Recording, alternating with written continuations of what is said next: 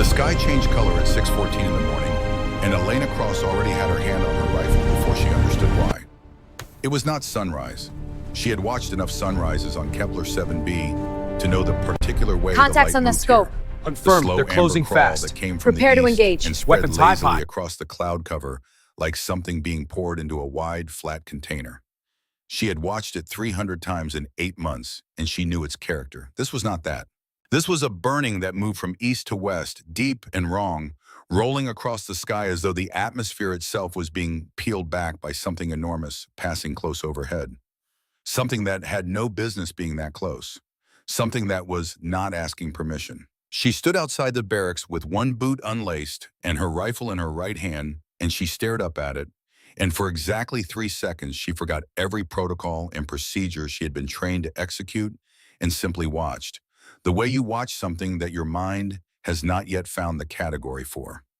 Private Cole Danvers appeared at her shoulder. He was 22 years old and had been on Kepler 7b for 4 months and had not yet developed the particular quality of stillness that longer-serving soldiers carried. His voice came out barely above a breath. "Captain, what is that?" Elena did not answer. Her mouth had gone dry. The colony alarm screamed 11 seconds later. Her name was Elena Cross. She was 24 years old when the sky changed color, and she had been stationed on Kepler 7b for 8 months as the commanding officer of a small United States defense garrison. The assignment had come with almost no ceremony. The posting board had listed Kepler 7b as a Category 2 agricultural colony, low strategic priority, standard garrison complement, expected duration 18 months. The briefing officer had described it as a quiet world. Good experience for a young captain. Manageable. He had not been lying. He had simply been wrong about what manageable meant. Kepler 7b was a farming world in the fullest and simplest sense of that description. 60,000 civilians had built their lives in its wide flatlands, growing crops that fed 3 other colony systems and shipping processed proteins back toward Earth on a schedule that had run without interruption for 11 years. The people here were farmers and engineers and teachers and mechanics and children who had grown up knowing nothing but the particular blue-gray sky of a planet that was not Earth, but had become home. There were schoolhouses in the settlement district, in markets that ran on Tuesday and Thursday mornings, and a community medical center that had delivered 412 babies in its 11 years of operation. The United States military presence existed the way a smoke detector exists in a house where no one has ever had a fire. Insurance, precaution, something to have on hand for the occasion that everyone hopes will never arrive. 200 soldiers, 2 orbital patrol ships, 1 relay station in low orbit, no strategic minerals beneath the soil, no weapons research, no classified installations, no reason, in any language and by any calculation, for anyone in the wider galaxy to pay Kepler 7b any particular attention at all. That turned out not to matter. Elena finished lacing her boot in the doorway of the barracks while the alarm was still running, and by the time she reached the command post, Sergeant Major Wade Briggs was already there, standing over the communications console, with his thick arms folded across his chest and an expression on his face that she had learned to read with some precision over 8 months of working beside him. It was not fear. Briggs had spent more years in uniform than Elena had been alive, and he had made a careful and deliberate peace with fear somewhere along the way. What sat on his face now was something more precise, the expression of a man who has studied a particular kind of danger long enough to identify it on sight and is currently identifying it.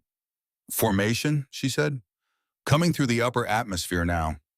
He did not look at her. His eyes stayed on the display. First confirmed contact approximately 40,000 meters and descending. Moving at a rate that should be generating considerably more noise than it is. How many? 14 confirmed. A pause. More still entering through the upper atmosphere. Elena looked at the secondary display. Both patrol ships showed offline simultaneously. The orbital relay station showed offline. No debris signature on either. No distress signal. They had not been destroyed in any conventional sense. They had been stopped, the way you stop a clock by removing the battery, clean and immediate and complete. "Earth Command," she said. "Dark, every channel." He finally looked at her. "Whatever is up there, it knows precisely what it is doing." She pulled up the external sensors and studied the first vessel breaking through the cloud cover below the amber burn. It was enormous. That was the first and most complete impression. Not enormous in the way of the large military craft she had studied in training, the carriers and destroyers that were constructed to project size as a form of communication, as a statement of intent. This was enormous the way a geological feature is enormous, without apology, without design, simply existing at a scale that made the surrounding sky feel smaller by comparison. It was deep gray-black, shaped roughly like a curved talon, and it moved with a smooth and absolute certainty that communicated everything before a single word was spoken. It had not come to threaten. It had not come to negotiate anything. It had made a decision somewhere far away from here and long before this morning, and it was simply arriving to collect on a decision that had already been finalized. The broadcast began before the ship had fully descended. Every channel activated simultaneously. Not just the military frequencies, all of them. The civilian bands, the agricultural coordination networks, the personal communications units that 60,000 farmers and engineers and teachers carried in their pockets. Every screen and every building on Kepler 7b lit up at the same moment, and the voice that came through them was delivered in 37 languages at once, overlapping in a way that should have been incomprehensible and was instead simply relentless. A wall of identical meaning delivered through every available opening. Elena heard it in American English. She would learn later that the choice of primary language was deliberate for each world targeted, calibrated to the dominant population's linguistic center of gravity with the kind of thorough research that communicated, in its own way, how long they had been watching. Attention biological inhabitants of designated Harvest Zone 74 Alpha. You have been cataloged as Category 3 sub-civilization. Resistance is not advised. Full compliance will result in orderly processing. You have 30 minutes to cease all communication and assemble in designated open areas. This is your only notification. Silence. Not silence, exactly. The alarm was still running. Briggs was already on a secondary frequency attempting to raise Earth Command. Somewhere outside the command post, she could hear the first collective sound of 60,000 people receiving the same message at the same moment. A low and shapeless noise that was not yet panic, but was building towards something. But in the command post itself, between the moment the broadcast ended and the moment Elena began issuing orders, there was a specific quality of quiet that she would remember for the rest of her life. The quiet of a thing that has landed and is waiting to see what moves next. 30 minutes. No terms, no contact frequency, no one to call. A timer and an instruction delivered to a world of 60,000 people, the way you might deliver a notice of demolition to a building whose occupants had not been consulted. Wade Briggs set down his headset and looked at her with the even expression of a man presenting a complete accounting of available facts. Both patrol ships offline simultaneously. No debris, no distress, 14 confirmed vessels in formation, each one larger than our entire orbital station. 200 soldiers with small arms and 3 crew-served weapons that have never been fired in operational conditions. He did not inflect any of it. He simply laid it out. Any rational calculation says we are done before we start. Elena was quiet for a long moment. She looked at the display, at the formation of vessels now fully visible in the lower atmosphere, at the clean absence of any orbital asset on any frequency. She thought about the voice that had come through every channel. Orderly processing. She turned that phrase over once and did not need to turn it again. She understood what was underneath it. I know what the rational calculation says, she said. Then she began issuing orders. The garrison mobilized in 7 minutes. 200 soldiers moving to pre-assigned defensive positions with the practiced efficiency of people who have drilled extensively, even if not for this particular scenario. The agricultural storage complex at the center of the settlement was the strongest structure on the surface, built to withstand the atmospheric pressure events that rolled across Kepler 7b every 18 months, thick walls and deep foundation and enough internal space to operate from. It was not a fortress. It was a granary that was going to have to function as one. Elena positioned her people, reviewed her inventory with the honest eye of someone who needed accurate numbers rather than reassuring ones, and thought carefully about what she had and what she was facing. Small arms primarily. 3 heavy weapons platforms retrieved from storage that had never been fired in operational conditions. Medical supplies calibrated for a peacetime garrison, which meant a fraction of what the next several hours would require. Communications that were currently useless across every primary frequency, and 200 soldiers trained for equipment disputes and boundary conflicts in the measured management of problems that responded to patient authority. She thought about the formation she had seen on the sensor display. 40 transport discs moving in a perfectly straight line, no variance, no scouting pattern, no tactical uncertainty in the approach. The Vreth soldiers aboard were visible at range, tall and rigid, covered in hard shell the color of old bone, moving with the mechanical precision of a procedure being executed. Not a battle being prepared, a collection being organized. That precision told her something important. A formation that does not scout does not expect to encounter anything that requires scouting. A column that advances in a straight line has run this approach enough times to know that straight lines work. They had arrived with the confidence of a system that had been reliable for a very long time, and that confidence had a specific quality that she recognized from a different context entirely. It was the confidence of something that had never been wrong. Cole Danvers found her at the eastern perimeter wall, watching the transport discs appear at the edge of the approach corridor. He had his rifle held with the careful grip of someone managing what his hands were doing, so he did not have to think about what his body wanted to do instead.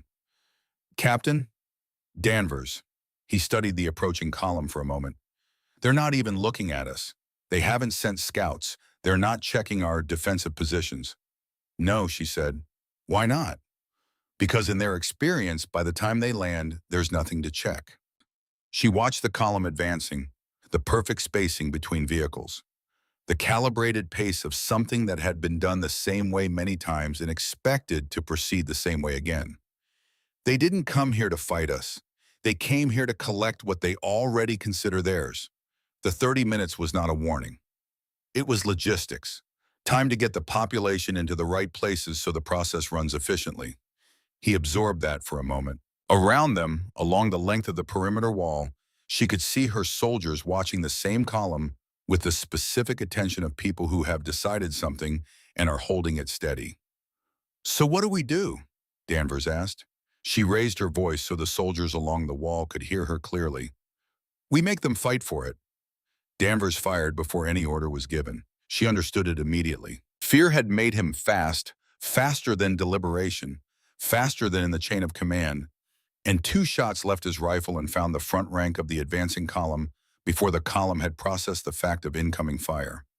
Both Vreth soldiers went down clean, not stumbled, not flinched backward, down, and the column stopped. The entire formation, simultaneously. Every transport disc, every soldier, complete cessation of forward movement for 1.8 seconds, and in the space of that pause there was something that felt, even at this distance, even through the particular lens of sustained adrenaline, like genuine surprise. Not tactical adjustment. Surprise. In 41 conquests spanning 3 centuries, covering worlds across the breadth of explored space, this had apparently not happened before. Someone had fired back before the collection began. The system had no subroutine for it because the system had never needed one. Elena was already shouting before the pause ended. Every soldier on the perimeter wall was firing, and the engagement that had not been planned and had not been rehearsed and had every reasonable argument against it began anyway. The way things begin when the alternative is sufficiently clear. Briggs was at her shoulder through the first 2 hours, and she used his steadiness the way you use a fixed point to orient yourself in moving water. He had been in combat enough times to carry it without performing it, and when the Vreth pushed forward with a second wave that was heavier and more coordinated than the first, he was already repositioning the left flank before she gave the order. When the first section of the eastern wall came down 30 minutes in, he had the fallback position established before the dust settled. "They're adjusting," he said during a brief lull, while the Vreth consolidated their position at the eastern approach. "Different angle on the second push. They varied the vehicle spacing." "How long did that take them?" He checked his display. 22 minutes from first contact." She filed that. "In 41 conquests, how many times had any adjustment been required?" The answer she would read in Dr. Lena Hart's report 6 months later was at most twice per campaign. A single adjustment was usually sufficient. The system had never been asked to adjust repeatedly against the same target because no target had been sufficiently persistent to require it. The cost of the first 2 hours was 17 soldiers. She read each name as the casualty reports reached her, and each one went into a specific interior place she was developing in real time. A place that was not indifference and was not numbness and was not anything she had precise language for yet. The place where necessary weight accumulates without compromising necessary function. She would spend years learning the maintenance of that place. The Vreth losses in the same period were 9. The ratio should have been far more lopsided. Their weapons were superior across every category. Their armor absorbed hits that her people could not absorb. Their numbers were larger and their discipline was absolute, and they carried 3 centuries of refined operational procedure. By every calculation available, the garrison should have yielded within the first hour. But the garrison had not yielded. Elena held the agricultural storage complex as the fighting moved through the settlement approach. She gave ground when holding it became more expensive than the ground was worth, and she made them pay for every meter they advanced in the hours accumulated in the fragmentary way that sustained combat produces time. A particular angle of light between 2 burning vehicles. The smell of the compound walls after the 3rd impact from a Vreth crew weapon. Danvers reloading beside her with the focused, unhurried movements of someone who has found a stillness in the middle of motion. At hour 4, a figure appeared between positions, moving with the purposeful directness of someone carrying something that needed to arrive.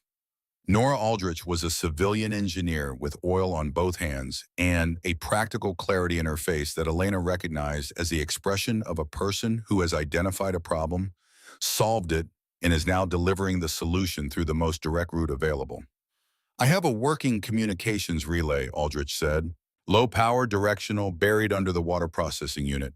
Built it from components I had available in the maintenance stores.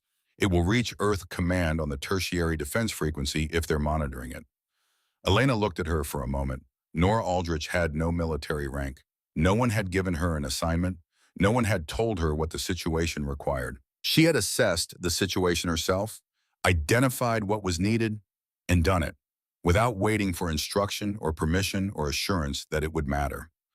"How long has it been active?" 40 minutes. I tested stability before bringing it to you." "What's coming through?" Aldrich produced a printout. Elena read it twice. Kepler 7b was not alone. Every United States colony that the Vreth had targeted in their opening wave was engaged. 14 worlds. 43 separate points of contact. And at every single one of them, the response to the 30-minute ultimatum was the same. The populations had heard the voice coming through every channel and reached the same conclusion and refused to comply. Some had lost significant ground already. The larger garrisons were holding better. The smaller ones were sustaining casualties at rates that the printout described with a clinical restraint that could not conceal what the numbers actually meant. Not one world had surrendered. Elena handed the printout back to Aldrich. "Keep that relay running. Prioritize incoming traffic. I want everything Earth Command is transmitting." Aldrich was already moving. Briggs read the printout over her shoulder. He was quiet for a moment after she handed it back. 14 worlds, he said. 14 worlds. They planned on a rapid sequential collection. Come in, process one, move to the next. If every target is doing what we're doing, they have to commit real resources to each engagement, real time, real logistical attention. She was already working through what it meant at scale. Their system runs on certainty, the certainty that the outcome is predetermined before the first ship enters atmosphere. Take that away, and everything downstream changes shape. He looked at the perimeter, at the soldiers in their positions, at the smoke rising from 3 points along the eastern approach where the engagement had left its marks. "We're still losing ground." "Yes, but we're making them earn it, and that's something their system hasn't had to account for before." The broadcast had gone to the entire galaxy simultaneously. She would learn this later, reading the accumulated intelligence from the first months of the war. Standard Vreth procedure, a public notice of claim transmitted to every spacefaring civilization within range. In 41 previous instances, The notice had been received the way expected notices are received, as information rather than invitation, as a statement of an outcome already determined. 41 times the data had confirmed the expectation. The Vreth claimed a world, the world processed. The file closed. What the galaxy observed on this particular morning was not what any of them had organized a framework to observe. At hour 6, the secondary display registered a contact signature in the orbital debris field above the settlement. Elena was repositioning on the western fallback line when it appeared, and the icon that resolved on the display was one she had watched go dark 11 seconds after the colony alarm sounded.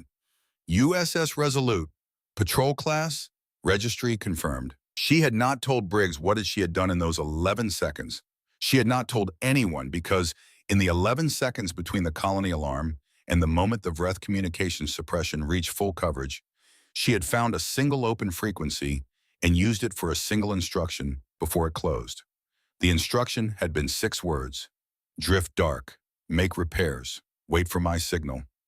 She had not known whether the transmission had reached Lieutenant Greta Calloway on the Resolute. She had not known what condition the Resolute was in when the suppression hit. She had known only that if a trained officer with a functioning vessel understood that she had exactly one option remaining, she would find a way to use it. Greta Calloway and 11 crew members had spent 6 hours in the debris field near the orbital station with their transponders dark and their drive systems cold, presenting exactly the signature of a neutralized hulk drifting without power or crew. They had made emergency suit repairs in vacuum. Ma'am. 3 crew members had spliced a ruptured power coupling using wire stripped from eBay seat harnesses. The ship's chief engineer had held a primary conduit together with both hands for 40 minutes in hard vacuum, while her suit telemetry recorded conditions that the manual classified as unsurvivable without immediate intervention, and she had survived them because she had decided to. When Elena's signal reached orbital frequency, USS Resolute powered her main weapons in 90 seconds.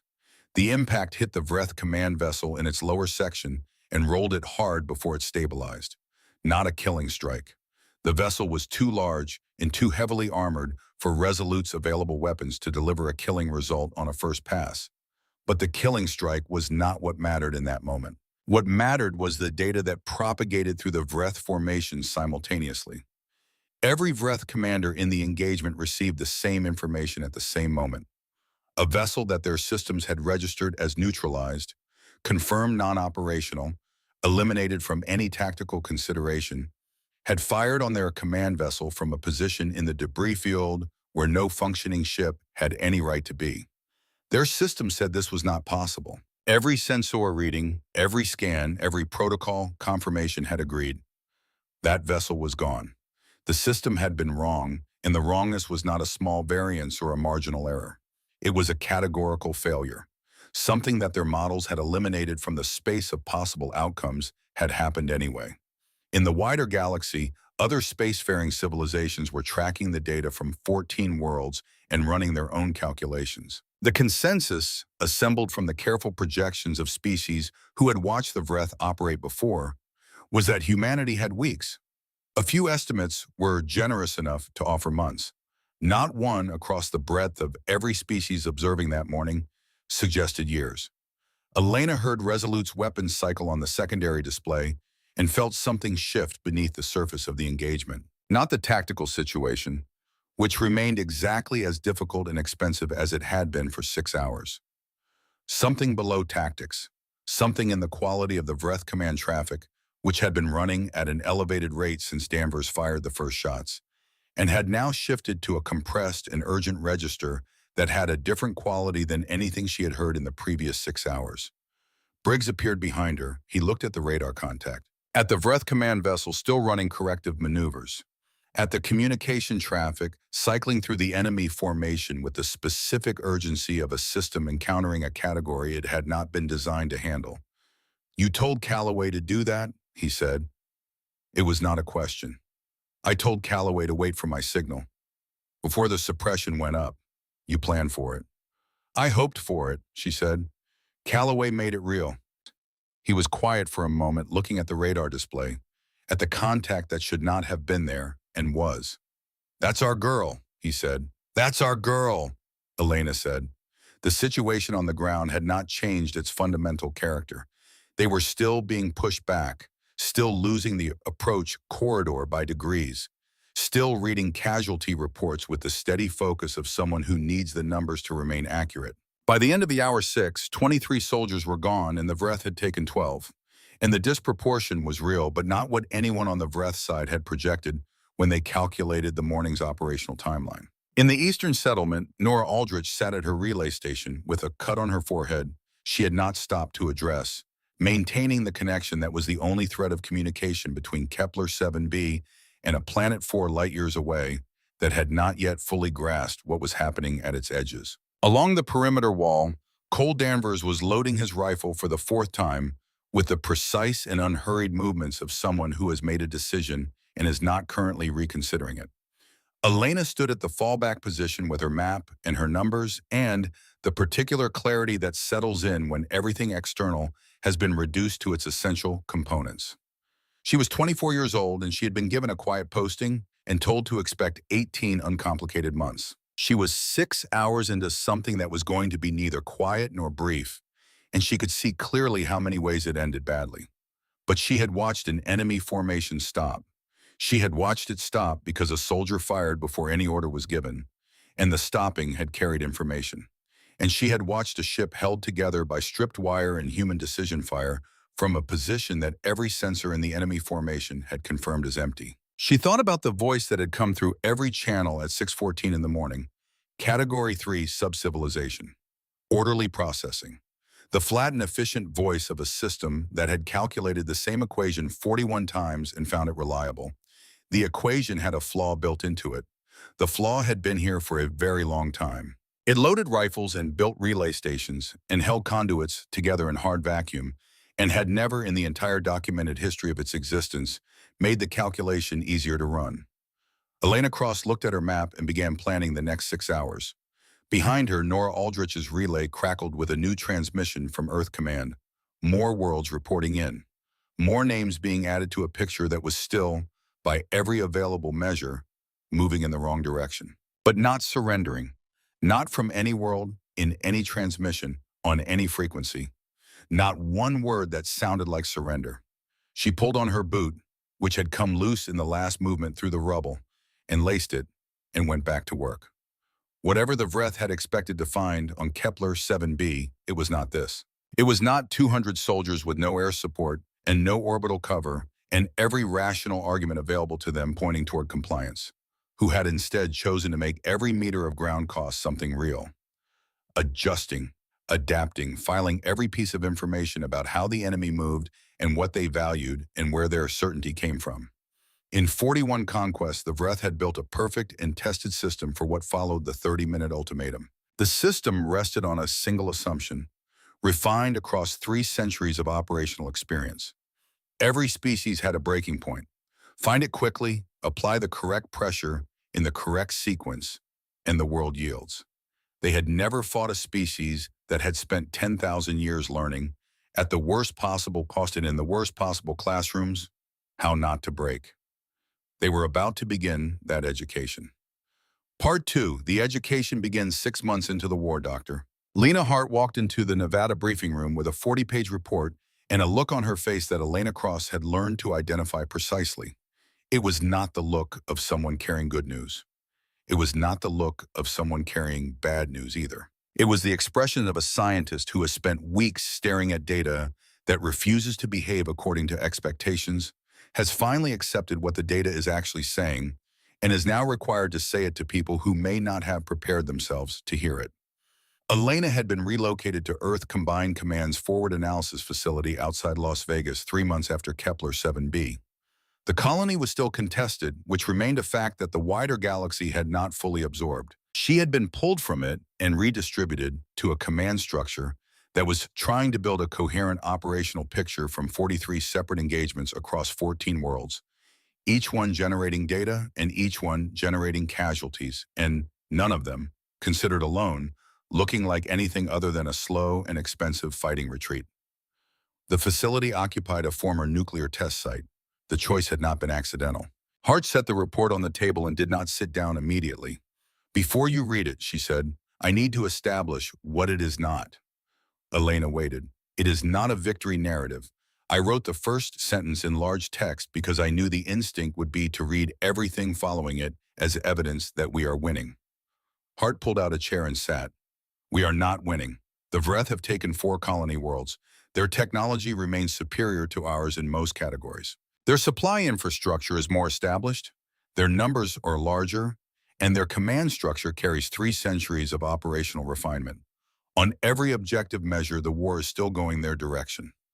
Elena looked at the cover page. The first line read exactly as Hart had described. The Vreth are not losing, but they are not comfortable.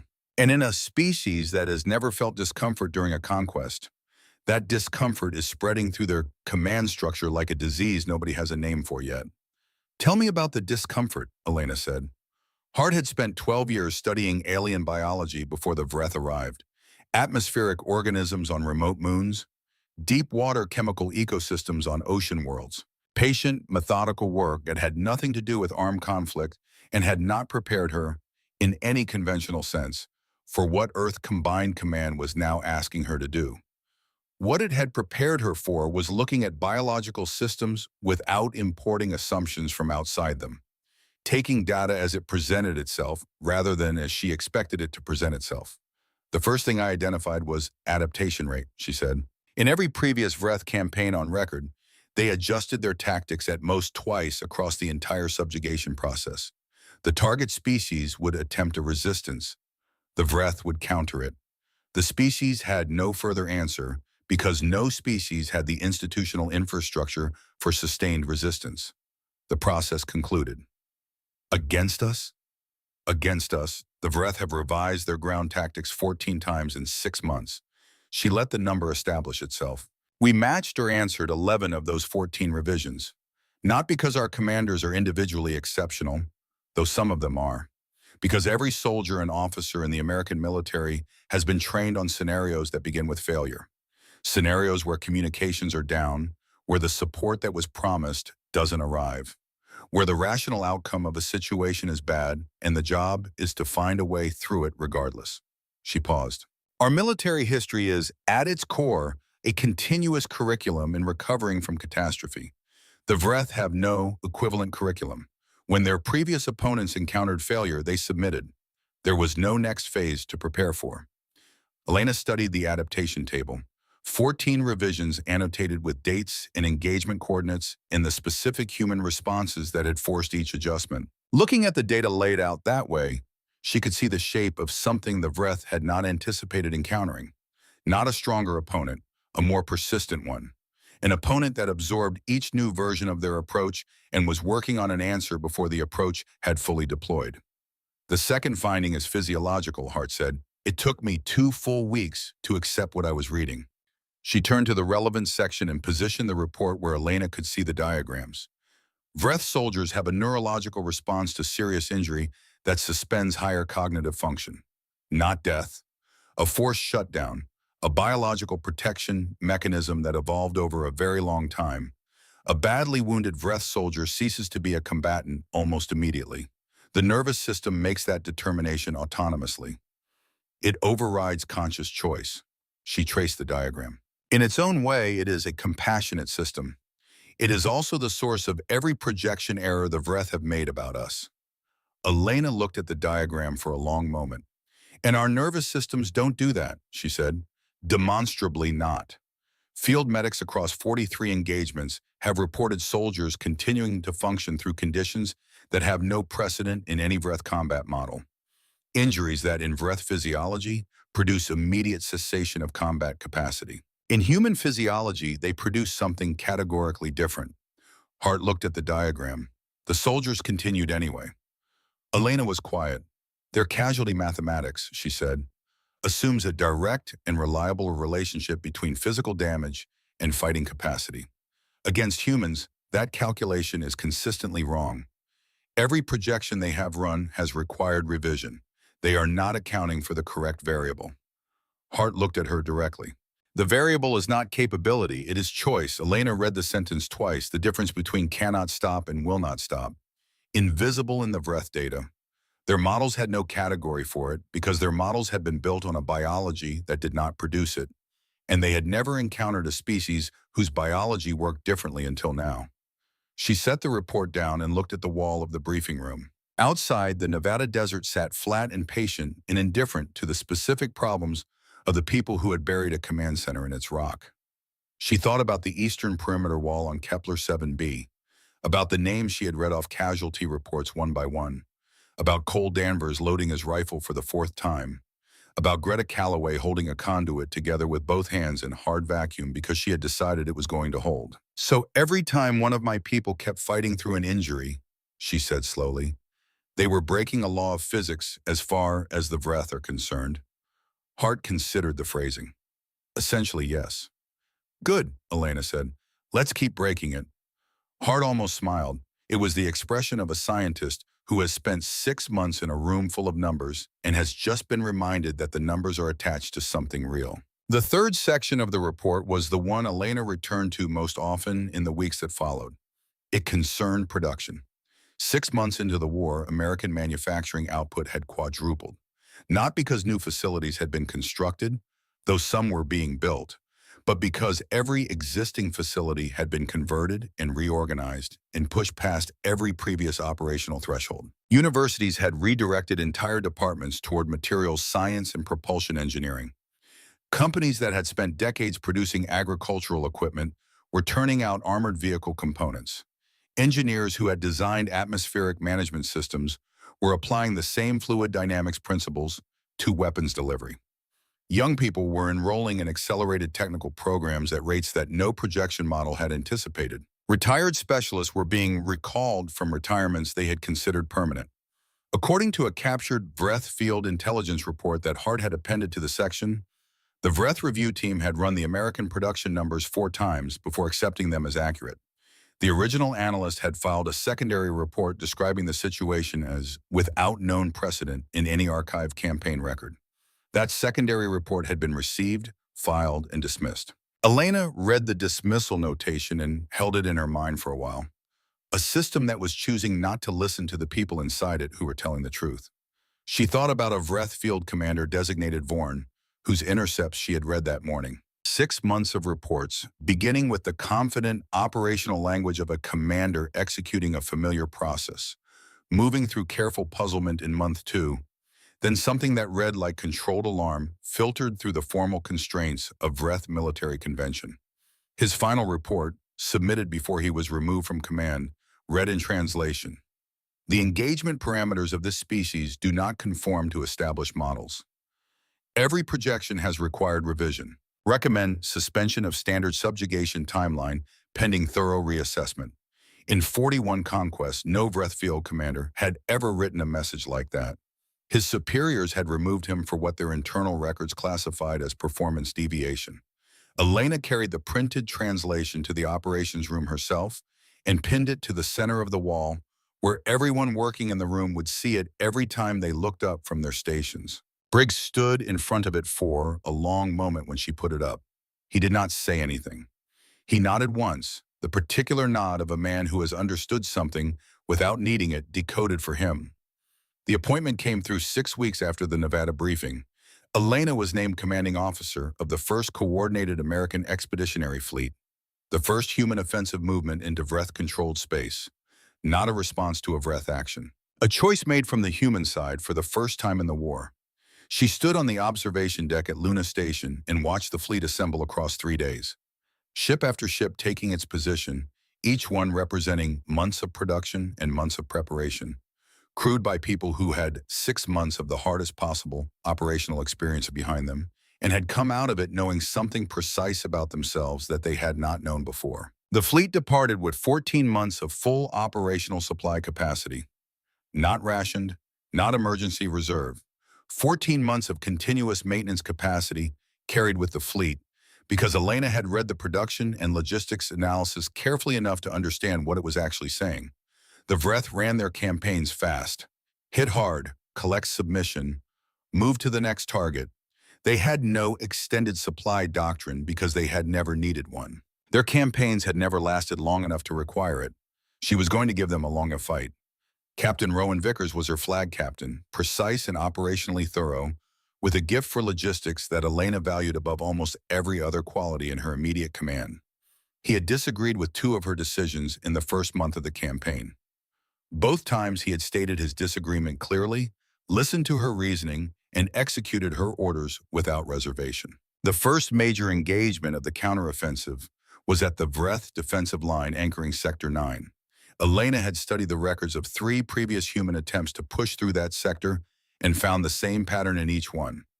A strong initial push, a Vreth counter-response heavier than projected, a fighting withdrawal to previously held positions. The post-action analyses all concluded that the Vreth response time was impressive and that a different approach vector might produce a different result. Elena did not believe the problem was the approach vector.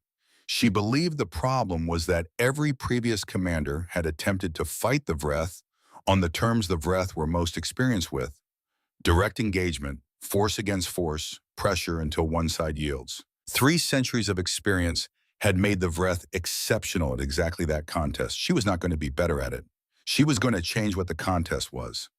The Vreth defensive line in Sector 9 broke faster than tactical projections had suggested. The formation was pulling back in visible disarray, and the corridor ahead was clear, and every voice on the command bridge that was not Elena Cross was saying the same thing with the same urgency: push forward, maintain momentum, keep them moving backward, do not allow stabilization.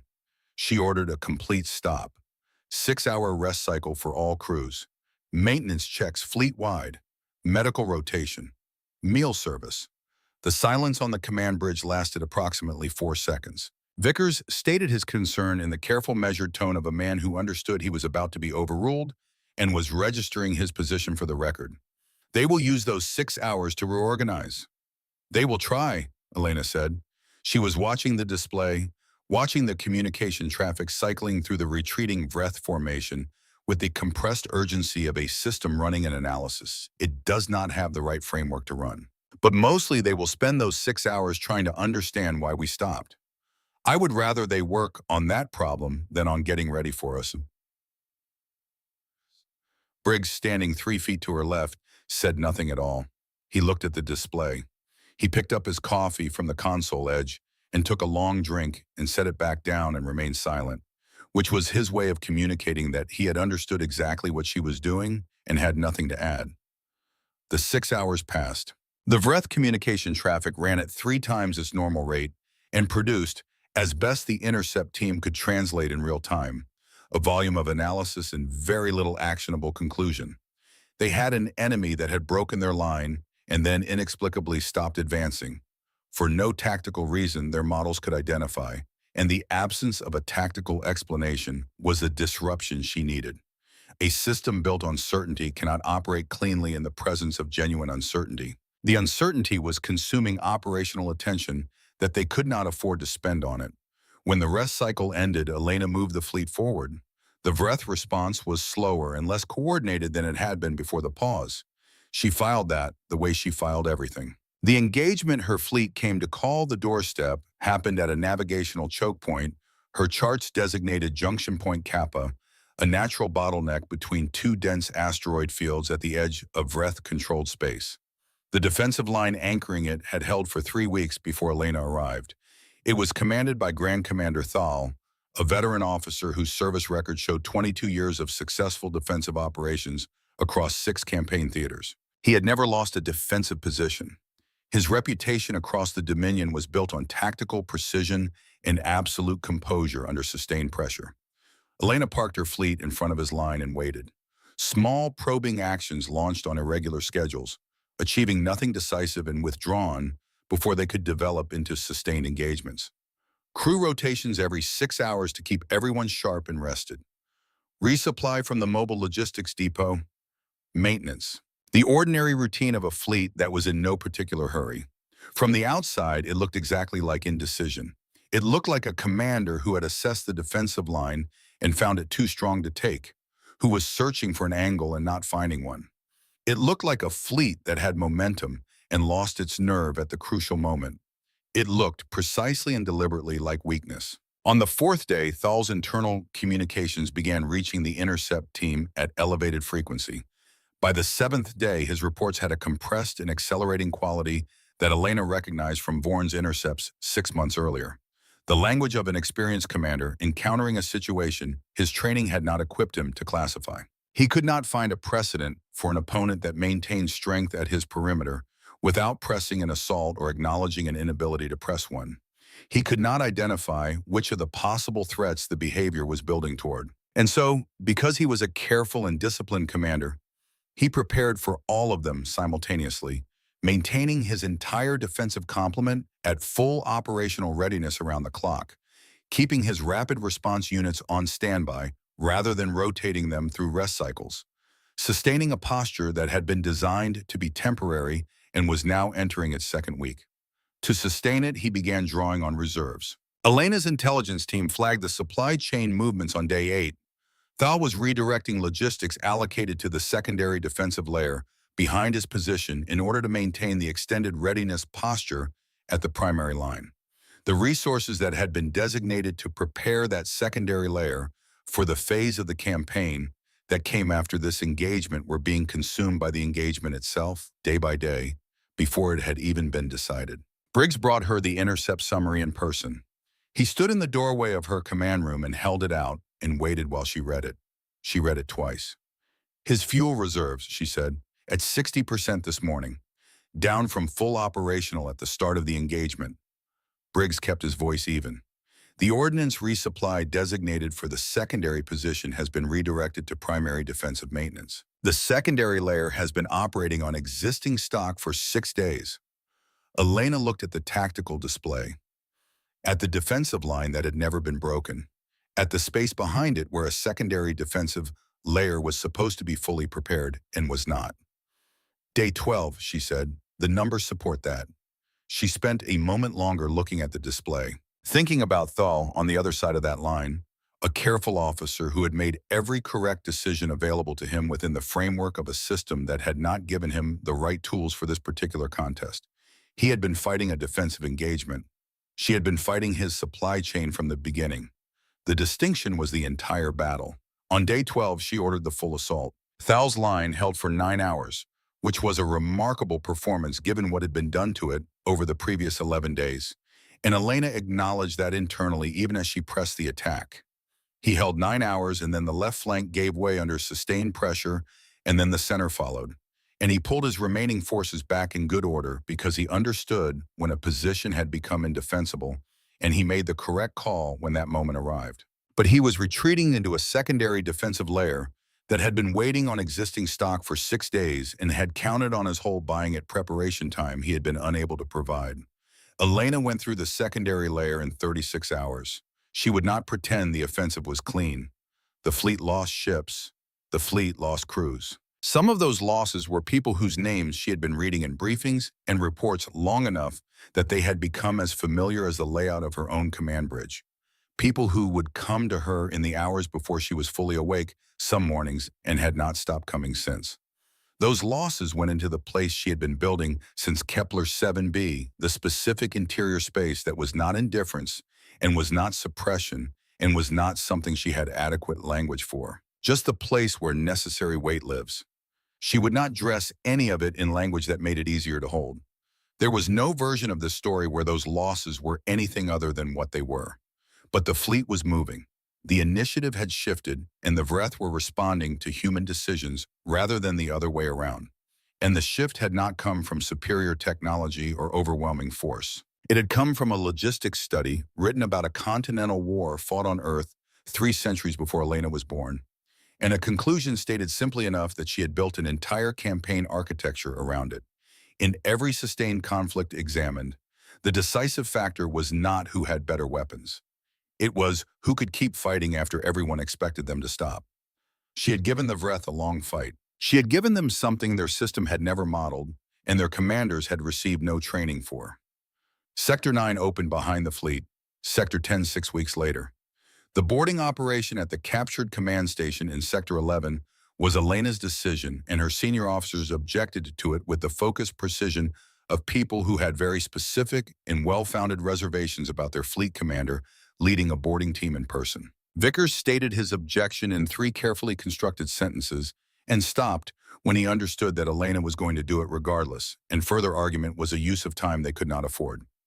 She had spent 7 months absorbing the Vreth through layers of analysis and intercept summary and translated documentation, and the accumulated understanding was operationally thorough and had been used to make good decisions. But it was a picture built from data, and data does not shake your hand. The station commander was among the most senior military ranks the Vreth possessed. His designation translated it to High Commander Dreth. He was tall and formally composed, carrying the ceremonial markings of his rank. And when Elena's team entered his command chamber, he was standing in a posture that her cultural briefing had described, but that looked different in person than any description could fully prepare her for. He was waiting to be killed. The posture communicated it precisely. A Vreth commander who had lost his station had, by the complete logic of his civilization's military code, concluded his function. The story was over. He was standing in the posture of someone who had accepted that conclusion and was ready for what followed from it. Elena walked across the command chamber and held out a datapad. He looked at it, he looked at her, he looked at the datapad again. The translation unit processed for a moment, working through the gap between the words on the pad and the nearest available concepts in Vreth language architecture. "What is this?" his translator produced. "Terms of negotiation," Elena said. The unit cycled again.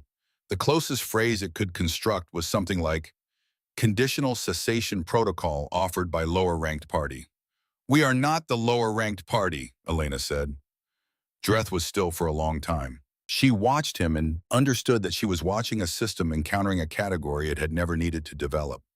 Not submission, not destruction, not any outcome that 3 centuries of campaign experience had produced a protocol for. Something else entirely, offered from a position of tactical dominance without ceremony or anger, or any visible need to demonstrate the dominance that had already been demonstrated. Elena sent him back to the Dominion with the datapad and a complete record of the current human fleet strength in position.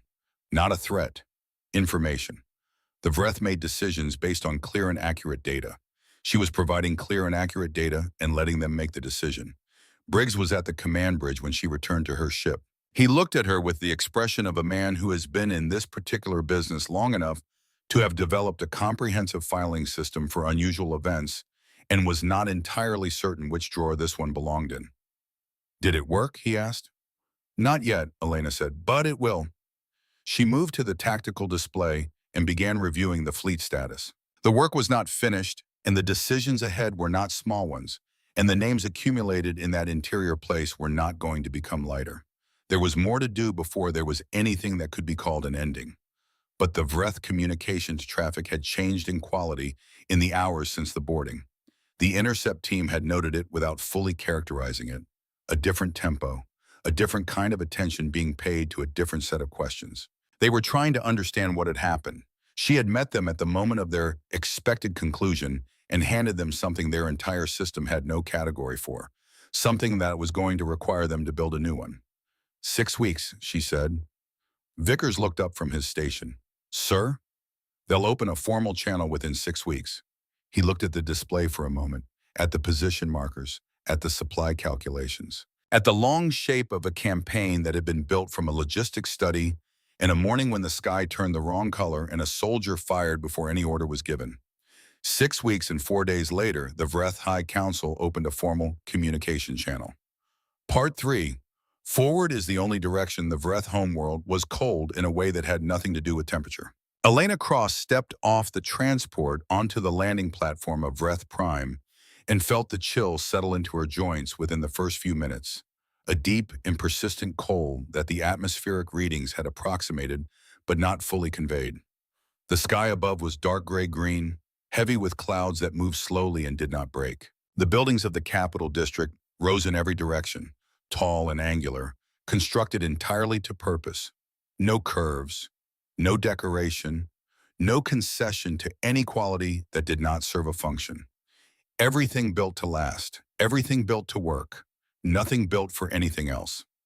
Looking at those buildings, Elena understood something about the Vreth that 7 years of intelligence reports had circled without landing on directly. They had not chosen efficiency as a philosophy. Efficiency was simply the default condition of their existence.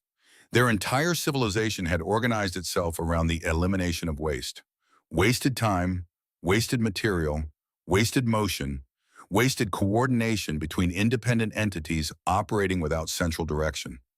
Their conquest program, at its deepest structural level, was a resource management system, an empire-wide effort to eliminate what they had classified as the inefficiency of uncoordinated civilizations doing independently what could be done more effectively together under unified administration. That understanding did not make what they had done acceptable. It made them real in a way that reading files had never accomplished. Years of data and analysis and translated intercepts had given her a thorough operational picture of the Vreth. Standing on their world, breathing their cold air, looking at the buildings they had built to last forever because lasting was efficient, she had a different kind of understanding, the kind that requires presence rather than information. She was 31 years old. She had been 24 when the sky changed color over Kepler 7b, and in the 7 years between those two mornings she had covered distances she could not meaningfully measure, and lost people whose names came to her before she was fully awake some mornings and had not stopped coming. She looked at herself in mirrors sometimes and needed a moment. Sergeant Major Wade Briggs stepped off the transport behind her, carrying a field pack he had been carrying variants of for more years than he would specify and showed no signs of reconsidering. He looked at the Capital District for a long moment without expression. "Quiet," he said. "Yes. Not the quiet of a place at peace." He adjusted the pack strap with the habitual motion of a man who has made that particular adjustment 10,000 times. The quiet of a place that doesn't know what it is yet. The Vreth Dominion's collapse had been rapid in the way structural collapses are always rapid once the load-bearing assumptions fail. 900 million people on Vreth Prime alone, navigating an existence that the framework of the previous 3 centuries had not prepared any of them for. 40% of the population was warrior caste or caste adjacent, their entire social identity organized around expansion operations that no longer existed. The supply networks those operations had sustained were gone. The purpose they had provided was gone. 4 out of every 10 people on this world had no established framework for what they were supposed to do now. The American reconstruction team was 42 people from 6 states. Engineers, medical staff, logistics specialists, 1 xenobiologist, and Elena, appointed team lead with the specific instruction from Ambassador Bernard Hale's office that their role was liaison and support, not direction. "We are here to help carry out decisions the Vreth Transitional Council makes, not to make those decisions for them." She had read that instruction carefully and agreed with it completely. The Vreth liaison officer assigned by the Transitional Council was waiting in the intake bay of the compound on the eastern edge of the Capital District. His designation translated to Compliance Administrator Keth. He was tall, as all Vreth were, and his shell carried a paler coloration than the warrior caste officers Elena had encountered across command chambers in boarding operations. He stood with a careful stillness when Elena entered the bay, and the stillness was not the composed readiness of military Vreth. It was the stillness of someone managing something. Dr. Owen Marsh, the team's xenobiologist, leaned toward Elena as they crossed the bay. "His shell is shifting at the shoulder junction," he said quietly. "I have documentation on that specific movement pattern. It's the Vreth equivalent of anxious fidgeting. He's nervous about meeting us." Considerably. That landed differently than Elena had prepared for. She had spent 7 years building a mental image of the Vreth from engagement records and tactical analyses, and the specific quality of attention you develop for an enemy whose capabilities you are trying to accurately assess. The image was detailed and had been operationally useful. It had almost nothing to do with the individual standing in the intake bay, hoping the meeting would go adequately. She crossed the bay and stopped at a reasonable distance and let the translation unit do its work. "Administrator Keth, my name is Elena Cross. I'm leading the American Reconstruction Liaison Team." She kept her voice direct and even, the way she spoke to anyone she was meeting for the first time and intended to work with seriously. "We are here to work with your Transitional Council on Infrastructure and Supply Restoration. We are not here to direct your decisions. We are here to help carry them out." Keth's translator processed for a moment. "You are smaller than I expected," it rendered. Behind her, Wade Briggs made a sound that was not quite a cough. Fair enough, Elena said. The work began the following morning and did not stop for 42 days. It was hard in a way that was entirely unlike combat. Combat had a direction. The problem was coming from somewhere identifiable, and you pushed back against it with everything available. Reconstruction had no direction. Problems arrived from all sides simultaneously, all equally urgent, none of them responsive to force. The Vreth civilian infrastructure was functional in isolation, but had been designed to route resources inward from occupied worlds. That pipeline was gone. Everything that had sustained the capital district's population had been built to receive from outside, not to generate from within. On the fourth evening, Keth sat across the planning table from Elena, with a supply network map between them, and spoke in the careful way he used when he was processing something that was difficult to articulate. The council built all of this to move outward, he said, his translator rendering the words with the flat efficiency that Vreth communication typically produced. None of it was designed to move inward. Everything was built to take, not to circulate. Elena looked at the map. That is something you can change. He looked at her. Can it be changed? Yes, it is hard, and it takes time, and it requires convincing a great many people who benefited from the old system that the new one is worth their effort. But it is possible. We know it is possible because we have done it. A pause. Not perfectly, not always, but enough times to know the direction is right. Keth was quiet for a while in the particular way he was quiet when he was processing something that did not fit neatly into the categories his experience had given him. Your species changes direction, he said finally. Sometimes, when we manage to agree on which direction to go. Your internal political communications suggest that agreement is not always straightforward. It was the most accurate description of the current situation in Washington that Elena had encountered from any source. No, she said, it is not always straightforward. Back on Earth, the political situation was exactly as complicated as Keth had identified. Ambassador Hale's twice-weekly briefings described a faction within the Earth Council organizing under the name the Security and Reparation Alliance that was pressing for an extraction agreement with the Vreth. Formal reparations structured as raw material access, resource leases, mandatory technology transfers. The numbers they proposed were not accidentally punitive. They were designed to ensure Vreth economic dependency for decades, and the people proposing them were experienced enough to know precisely what they were designing. Dr. Lena Hart had submitted a secondary analysis from the Nevada facility showing that a Vreth civilization maintained in structured dependency was several times more likely to produce a serious destabilization event within 20 years than one given a genuine framework for recovery. The Security and Reparation Alliance called it speculative. Ambassador Hale sent Elena a short personal message in the second week. It said, "What you find on the ground matters.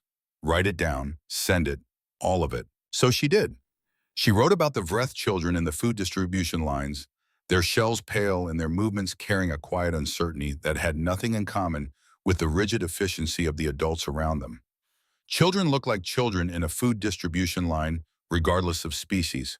She had not expected to find that true. She wrote about the residential districts where entire caste compounds had gone silent because the social structures that had defined them no longer existed and no guidance had arrived about what was supposed to come next. She wrote about the craft work she found in the market areas, unexpected and intricate, geometric and genuinely beautiful, made by people who had apparently been producing it privately for years because their caste code had not included it as an authorized activity. Art made in secret by a civilization that had classified art as inefficiency. She sent everything to Hale without editing it. Then the message arrived that changed the shape of everything. It came through Vel's diplomatic channel, routed to Hale and forwarded to Elena with a 3-word personal note. Do not wait. Vel had spent the previous night in a room with a representative whose government had not authorized them to be there. What that representative said took 11 minutes to transmit and 2 hours for Elena to fully absorb.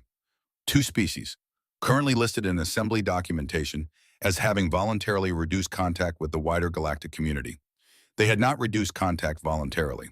The Vreth had been conducting quiet extraction operations on their worlds for 11 years, running the operations through administrative paperwork the Galactic Neutral Assembly had approved without thorough review. The paperwork had been filed correctly. The oversight had not happened. 62 civilizations had been watching humanity's war and had not noticed two quiet worlds going dark in their administrative records. Elena sat with that for a long time. Then she sent two instructions. The first went to Ambassador Hale. Withdraw the membership application before the session opens and file an emergency investigative commission through every available back channel. The second went to Captain Vickers, who was maintaining two fleet assets in the region pending reassignment. Redirect to the affected systems immediately and file it as welfare verification transit. No one had asked her to do it. There was no political calculation behind it, no strategic gain, no leverage being built. The Security and Reparation Alliance would use it against her. 3 assembly members filed formal protests within the hour, citing lack of standing. All 3 withdrew their protests before the session convened the following morning. Vel messaged Hale that evening. The message reached Elena while she was reviewing water distribution schematics with Keth. They watched her ships move, it said, and they decided they want humanity on the right side of whatever comes next. The vote passed the following afternoon.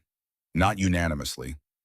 The Garathi abstained, as did 2 others. But the margin was one that no one in that chamber had considered possible at the start of the session. Hale's message to Elena was 4 words. We have a seat.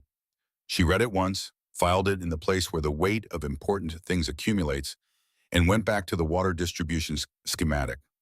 Keth was waiting with a question about the Eastern Junction, and the Eastern Junction needed an answer more urgently than the moment needed ceremony. The final agreement on reparations came through in the 4th week. The Security and Reparation Alliance's most aggressive proposals had failed their votes by margins that had not existed 3 weeks earlier. The framework that emerged included material assistance obligations structured as temporary and declining, tied to benchmarks for Vreth civic stability rather than to extraction timelines. A defined path toward genuine recovery rather than managed dependency. It was not perfect. The representatives who had wanted harder terms were still present and still watching, ready to revisit the question if conditions shifted. That pressure was not going away. But the framework was something Elena could look at without flinching. The hardest day came in the 5th week. A community in the Eastern Capital District had been experiencing sustained civil tension between former warrior caste residents and the technical caste population sharing the district. The technical caste residents were adjusting. They had skills the new economy could use immediately and a social identity that did not depend on the Dominion structure to remain coherent. The warrior caste residents had neither. They had held status and purpose within a system that no longer existed, and the gap between where they had been and where they were was a pressure with nowhere constructive to go. Keth proposed going to the district together without official escort. He had assessed his own people, and Elena trusted his read over the briefing documents. They spent 4 hours in a community hall with former warrior caste residents who had never been in a room with a human. The conversation moved slowly through the translation units with the particular awkwardness of people attempting communication across a gap that had, until recently, been expressed exclusively through weapons fire. They asked Elena things that no analysis had captured. Not tactical questions, not strategic assessments. Questions about what it had been like to fight them, asked with the directness the Vreth used for all genuine inquiry. She answered honestly because she was too tired, at this point in her life, for any other approach. It was the most frightening experience I have ever had, she told them, and also the most clarifying. When everything else falls away and the only real question is whether you are going to keep moving forward or stop, you find out something about yourself very quickly. A silence in the room. Then an old warrior caste Vreth, his shell carrying the deep amber pigmentation that Vreth biology associated with advanced age, spoke with the deliberate care of someone choosing each word before placing it. Your species was afraid, he said, and continued anyway. Yes, our doctrine classifies that as irrational behavior. Elena looked at him across the table and thought about Cole Danvers firing before any order was given because fear had made him fast. She thought about Greta Calloway holding a conduit in hard vacuum because she had decided it was going to hold. She thought about Nora Aldrich building a relay under a water processing station because she had looked at a situation, identified what was needed, and done it. Your doctrine was wrong about us, she said. The old warrior caste Vreth was quiet for a long time. Then he made a gesture. Owen Marsh, sitting to Elena's left, went very still in the way he went still when he was connecting something to something else in the extensive archive he carried in his head. Later, walking back through the Capital District in the cold gray-green afternoon, he told her what he had found. That gesture, he said, I checked it against everything in the xenobiological documentation, every record of Vreth physical communication available to us. He paused. It is the expression of acknowledgement between two individuals who have reached a genuine understanding across a significant divide. Not tactical acknowledgement, not procedural recognition. The documentation notes it as rare. Elena thought about that. What did you do when he made it? I nodded back. He considered that for a moment. That was probably exactly right. On the morning of the 42nd day, a message arrived on the combined command frequency outside the normal briefing schedule. It was from Ambassador Hale, marked urgent, forwarding a transmission from the observer Vel through a secure diplomatic channel. Hale's personal note was 3 words. Read this carefully. Elena read it at the small desk in the compound room that had become hers over 6 weeks on Vreth Prime. Outside the window, the dark gray-green sky sat low, and the wind moved through the Capital District with the patience of something that had been doing it for a very long time. The transmission was detailed and measured, written in the careful language of a professional observer who had spent years choosing words with precision, and between the lines of that professional care, there was something Elena recognized as the particular gravity of information that changes the shape of everything around it. Long-range probes at the outer boundary of former Vreth-controlled space had been returning signals for 8 months. The signals had been analyzed by 3 independent teams, cross-referenced, reanalyzed, and confirmed. They were not random. They were not natural sources. They were recordings, directed and regular and methodical, documenting the entirety of the 4-year war from a considerable distance. Every major engagement captured, every fleet movement logged. The complete arc of the conflict, from the first broadcast over Kepler 7b to the armistice negotiations, recorded in full from a position outside any known location in the map galaxy. Whatever was producing the signals was not in any database available to any species that had ever filed documentation with the Galactic Neutral Assembly. Vel had added a second element. The Vreth High Council held a classified historical archive that had not been included in the materials surrendered during the armistice process. Vel had accessed a partial summary through channels the note declined to specify in writing. The archive documented contacts at the outer boundary going back nearly 2 centuries. Brief contacts, each one quickly concluded, each one assessed by the Vreth command structure of the period as beyond current engagement capacity and flagged for future strategic consideration. 2 centuries of contacts, 2 centuries of the same notation in varying language, beyond current capacity, deferred to future strategic review. The Vreth had reached for that future review many times and had never arrived at it.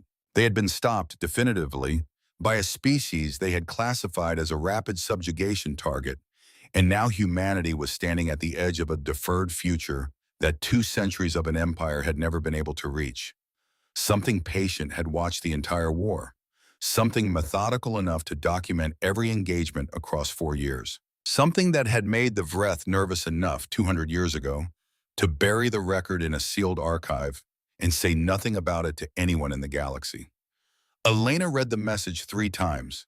Then she sat for a while at her desk, not reading anything, not planning anything, just sitting with the weight of what the message contained and giving it the time it required to fully settle. Outside, she could hear Keth's voice coordinating with the supply teams over the water reclamation project.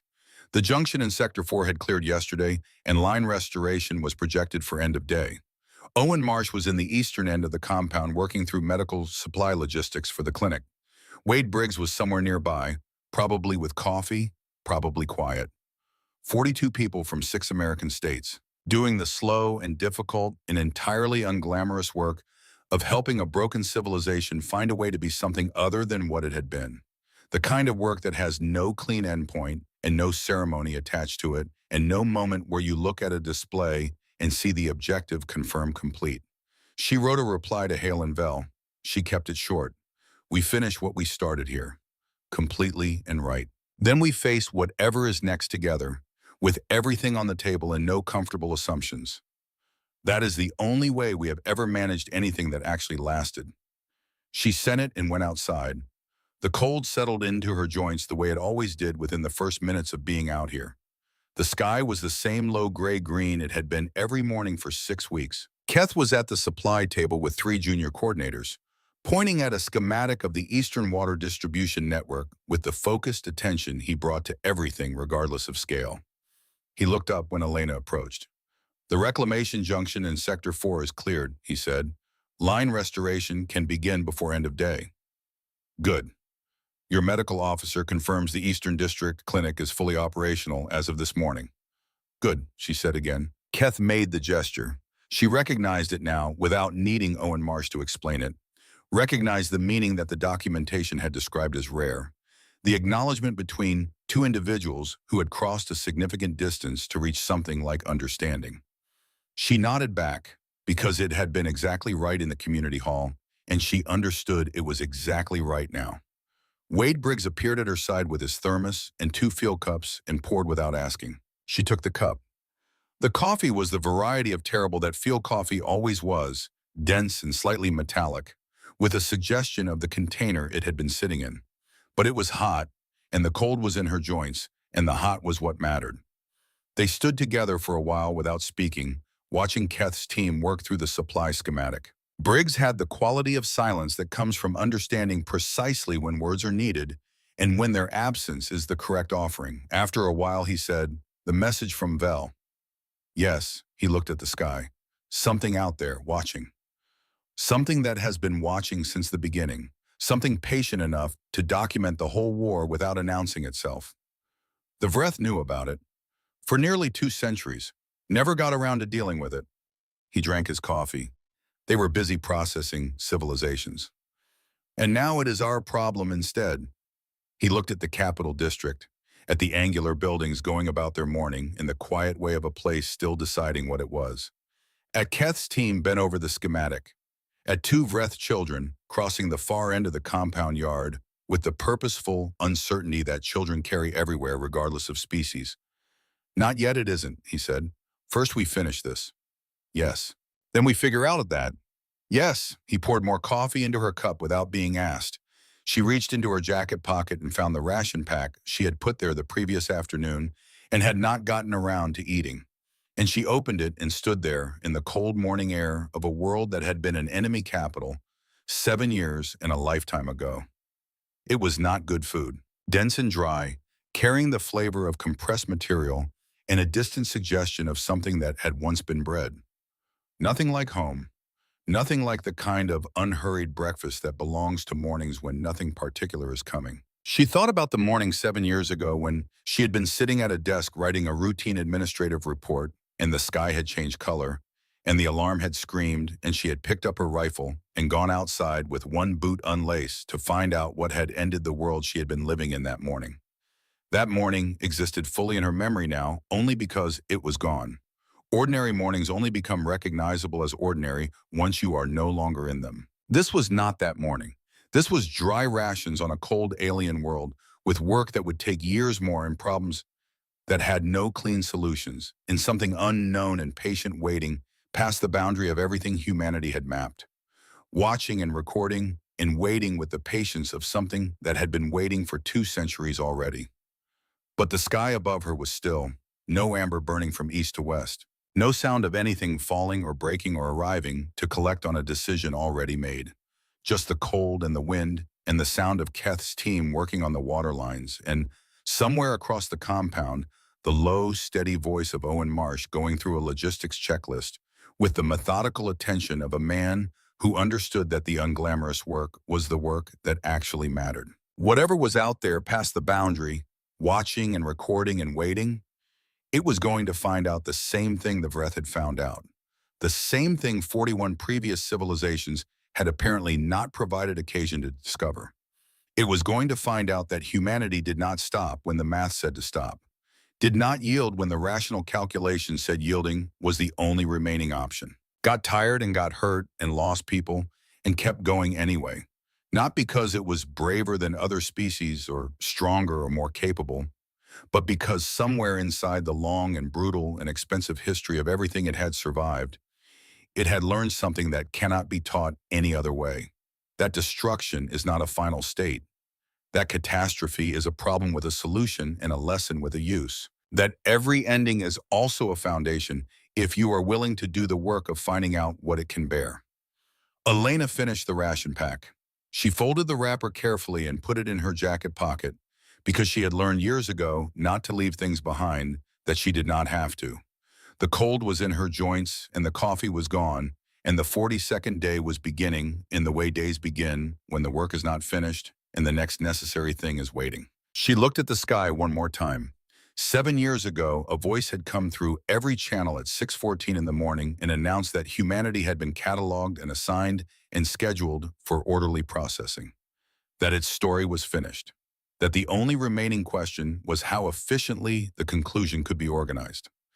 The voice had been wrong, not because humanity was exceptional in the ways the voice had failed to measure, but because the voice had been built by a system that had never once considered it might encounter something its measurements did not capture. A system that had run the same equation 41 times and found it reliable, and had stopped asking whether the equation was complete. The equation was not complete. Elena Cross tucked the ration wrapper into her pocket, turned back toward the supply table where Keth was waiting, with a question about the Eastern Junction that needed an answer, and walked forward into the 42nd morning of work that had no end date and no ceremony attached to it, and no guarantee of anything except that it was necessary, and she was here to do it. Whatever was watching from the dark at the edge of the mapped galaxy was going to find that out. They all did, eventually.